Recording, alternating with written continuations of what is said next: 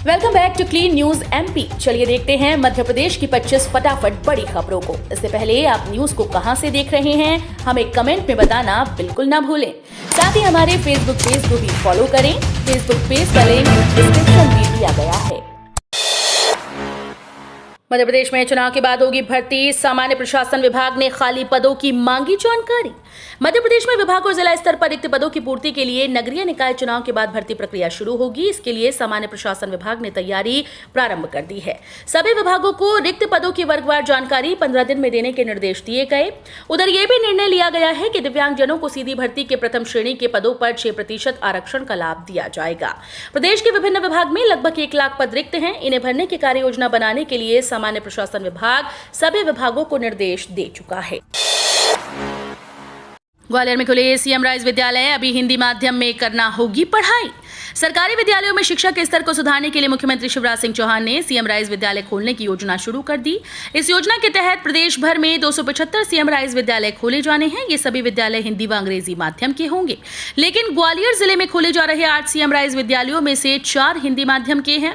इन विद्यालयों में छात्रों को प्रवेश देना प्रारंभ कर दिया गया है। जब तक सीएम राइज विद्यालय की नई इमारत और अन्य सुविधाएं प्रारंभ नहीं हो जाएंगी, तब तक छात्रों को हिंदी माध्यम में ही पढ़ना होगा। ग्वालियर रेलवे स्टेशन पर हाई अलर्ट। आरपीएफ, डीआईजी और जीआरपी एडिशनल एसपी ने डाला डेरा। अग्निपथ योजना के विरोध में उपद्रवी सबसे ज्यादा नुकसान रेलवे की संपत्ति को पहुंचा रहे हैं। गत गुरुवार को स्टेशन पर उपद्रवियों के द्वारा की गई तोड़फोड़ के बाद अब आज 20 जून को अग्निपथ योजना के विरोध में भारत बंद का आह्वान किया गया। योजना का विरोध कर रहे उपद्रवियों द्वारा दिल्ली चलो का भी नारा इंटरनेट मीडिया पर प्रसारित करने के बाद ग्वालियर स्टेशन को हाई अलर्ट पर रखा गया। आरपीएफ के डीआईजी आरएसपी सिंह और जीआरपी के एडिशनल एसपी अमित कुमार वर्मा ने स्टेशन पर डेरा डाल दिया है। इनकी अगुवाई में स्टेशन पर सुरक्षा व्यवस्था सख्त कर दी गई। किसानों के लिए बड़ी खबर। समर्थन मूल्य पर मूंग खरीदी को लेकर नवीन अपडेट। सीएम ने की लक्ष्य बढ़ाने की मांग। मध्य प्रदेश में किसानों के लिए बड़ी खबर है। दरअसल समकालीन मूंग न्यूनतम समर्थन मूल्य पर खरीदी को लेकर अभी भी उलझन बरकरार है। केंद्र सरकार ने इस साल 2,25,000 खरीदने का लक्ष्य निर्धारित किया, जबकि मध्य प्रदेश में उत्पादन 15 लाख टन से अधिक हुआ। इसको देखते हुए राज्य सरकार द्वारा केंद्र सरकार से पूरी मूंग का उपार्जन समर्थन मूल्य पर करने की अनुमति मांगी गई। हालांकि इसको लेकर प्रदेश सरकार उलझन में पड़ी है। दरअसल सीएम शिवराज ने इस मामले में बड़ा कदम उठाया। केंद्रीय कृषि मंत्री नरेंद्र सिंह तोमर को पत्र लिख लक्ष्य वृद्धि का अनुरोध किया गया है। उपद्रवियों से अब और प्रभावी ढंग से निपटेगी पुलिस। देश भर के अफसरों ने ग्वालियर में सीखे गुर। पुलिस बल के लिए अक्सर चुनौती खड़ी करने वाले उपद्रवियों व प्रदर्शनकारियों से अब और प्रभावी ढंग से निपटा जा सकेगा। उन्हें तेजी से खदेड़ा जा सकेगा। ऐसा इसलिए संभव होगा क्योंकि पहली बार एक साथ 29 राज्यों के पुलिस अधिकारियों ने ग्वालियर के टेकनपुर स्थित बीएसएफ अकादमी की टियर स्मोक यूनिट में प्रशिक्षण लिया है।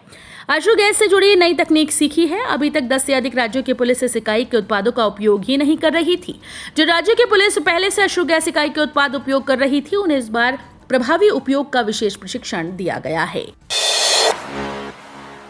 इंदौर रेलवे स्टेशन पर 3 दिन से अलर्ट। आसपास के स्टेशन पर भी बढ़ाई सुरक्षा। सेना में भर्ती के लिए केंद्र सरकार द्वारा लाई गई अग्निपथ योजना के विरोध में चल रहे प्रदर्शन के चलते इंदौर रेलवे स्टेशन पर 3 दिन से सतर्कता बरती जा रही है।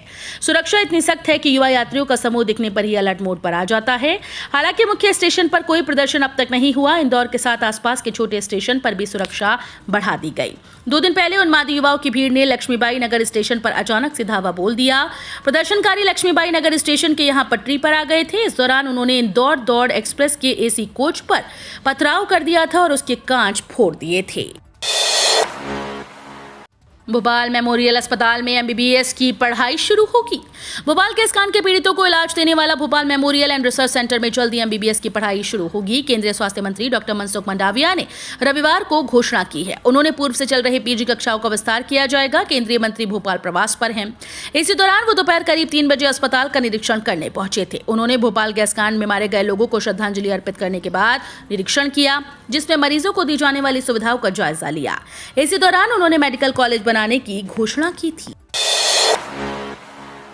25 जुलाई से प्रारंभ होगा मध्य प्रदेश विधानसभा का मॉनसून सत्र। मध्य प्रदेश विधानसभा का मॉनसून सत्र 25 जुलाई से प्रारंभ होगा। ये 5 दिन चलेगा। इसमें सरकार वित्तीय वर्ष 2022-23 का प्रथम अनुपूरक अनुमान प्रस्तुत करेगी। इसके साथ ही मध्य प्रदेश नगर पालिका विधि संशोधन और भू राजस्व संहिता संशोधन विधेयक भी प्रस्तुत किए जाएंगे।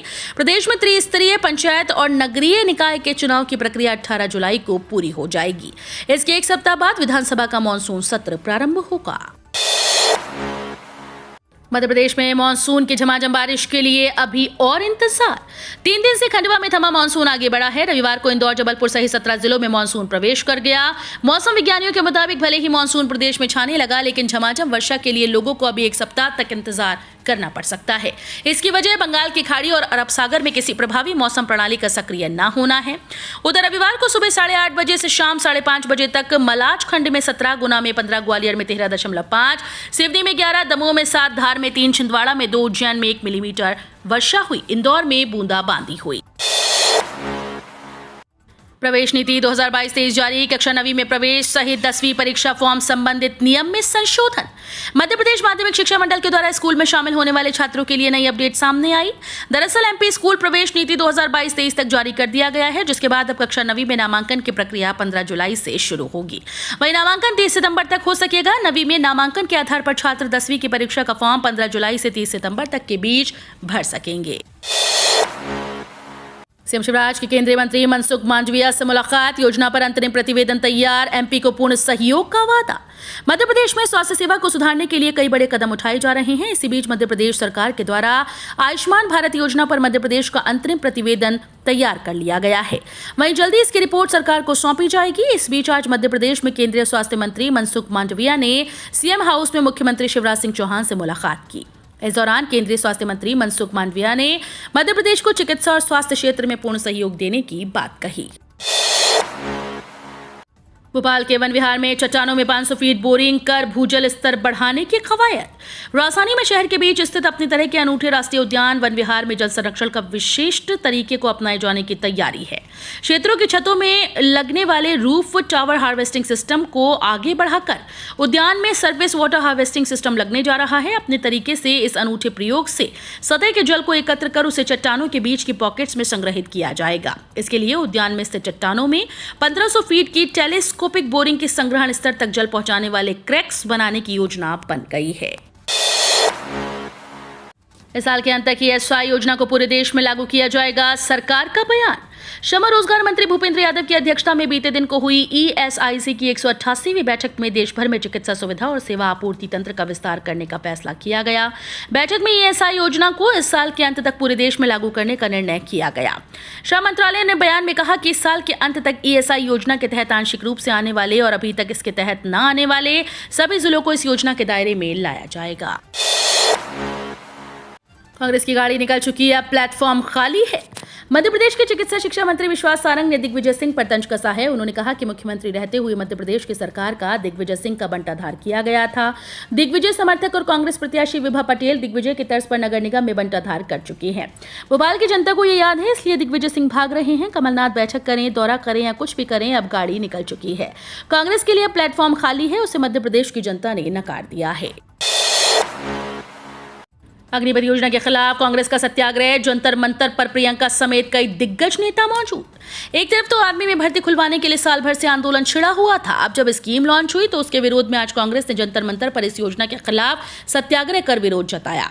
कांग्रेस के कई बड़े और पुराने नेता इस सत्याग्रह में शामिल हुए, जहां कांग्रेस का कहना है कि पार्टी ने सत्याग्रह करने का निर्णय इसीलिए लिया क्योंकि अग्निपथ योजना ने देश के युवाओं को सड़कों पर उतार दिया। पार्टी ने यह भी कहा कि कांग्रेस की जिम्मेदारी बनती है कि वो देश के युवाओं के साथ खड़ी हो, चाहे वो बेरोजगार हो या उनके पास रोजगार हो।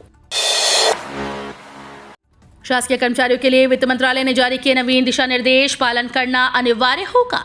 शासकीय कर्मचारियों के लिए बड़ी खबर है। दरअसल शासकीय कर्मचारियों को यात्रा के 21 दिन पहले हवाई टिकट बुक करना अनिवार्य होगा।